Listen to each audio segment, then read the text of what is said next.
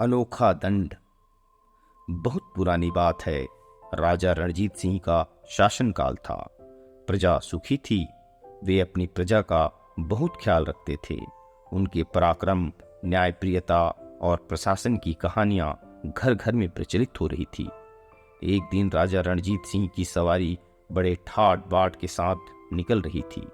मंत्री, सेनापति, सभासद एवं सैनिकों का तामझाम उनके साथ था। आनंद और उल्लास का वातावरण था। चारों ओर उनकी जय जयकार हो रही थी। थोड़ी ही देर बाद सवारी शहर के बाहरी क्षेत्र में पहुंच गई। तभी अचानक एक दुर्घटना हो गई। एक पत्थर राजा के सिर में आकर लगा और खून बहने लगा। एक ही क्षण में विषाद छा गया। सुरक्षा सैनिकों के लिए यह आश्चर्य की बात थी। राजा रणजीत सिंह चिंतित थे। इसका कारण यह था कि राज्य के नागरिक उनका बहुत सम्मान करते थे। फिर यह घटना क्यों घटित हुई? सुरक्षा सैनिकों ने खोजबीन करके अंततः अपराधी को पकड़ लिया। जब अपराधी को राजा रणजीत सिंह के समक्ष प्रस्तुत किया गया तो उनके आश्चर्य का ठिकाना नहीं रहा। एक युवा विधवा स्त्री अत्यधिक दयनीय स्थिति में उनके समक्ष खड़ी थी। भय के कारण उसके मुंह से एक शब्द भी नहीं निकला और न ही उसने राजा की ओर मुंह उठाकर देखा।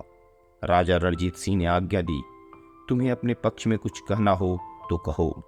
वह स्त्री बहुत साहस करके बोली, महाराज, मैंने एक जघन्य अपराध किया है। मुझे मृत्युदंड दिया जाए। यह तो ठीक था कि स्त्री ने अपराध किया था, परंतु कोई भी यह समझ पाने में समर्थ था कि आखिर इसके पीछे क्या कारण है। राजा रणजीत सिंह ने अत्यंत नरम आवाज में उस स्त्री से पूछा, देवी, यह तो बताओ कि तुमने मुझे पत्थर क्यों मारा? मेरा क्या अपराध था जिसके लिए मुझे दंड दिया गया? राजा रणजीत सिंह के मुंह से यह बात सुनकर स्त्री बिलख कर रो पड़ी। मुश्किल से शांत होने के बाद वह बोली, मुझे दंड दीजिए, मैं अपराधीन हूं। राजा रणजीत सिंह ने कहा, दंड तो मिलेगा ही, परंतु पहले तुम्हें पत्थर मारने का सही कारण बताना होगा। स्त्री ने राजा के बारे में जैसा सुन रखा था उन्हें वैसा ही पाया। उसने साहस करके कहा, महाराज, मैंने अपने लोकप्रिय शासक के सिर पर पत्थर मारकर जघन्य अपराध किया है। यह सब अनायास ही हो गया। मेरा किसी को पत्थर मारने का इरादा नहीं था। मैं अभागिन विधवा हूं।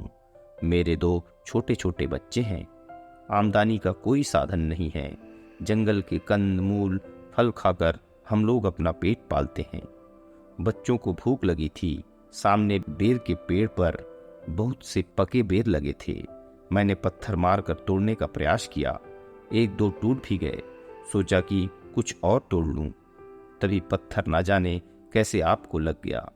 मुझे यह पता होता कि आपकी सवारी आ रही है तो कदापि ऐसा ना करती। मैं अपराधीन हूं। मेरे टुकड़े टुकड़े कर दिए जाएं, लेकिन मेरे दिल के 2 टुकड़े आपकी शरण में हैं। इनको माफ करके अपनी शरण में रखने की कृपा करें।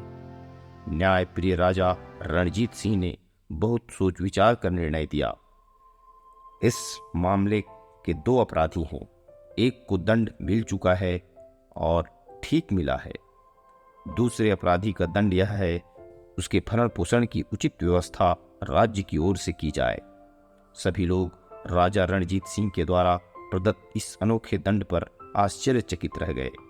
जिसे मृत्युदंड मिलना चाहिए था, उसे आजीवन भरण पोषण के लिए राज्य से धन दिया जा रहा था। राजा रणजीत सिंह ने अपने दरबारियों के अचंभे को दूर करते हुए कहा, पेड़ पत्थर मारने वाले मनुष्य को बदले में फल देते हैं। मैंने पत्थर मारने वाली स्त्री को बदले में भरण पोषण का भत्ता दिया है, जो मुझे पहले ही देना चाहिए था। ऐसे में आश्चर्य क्या है?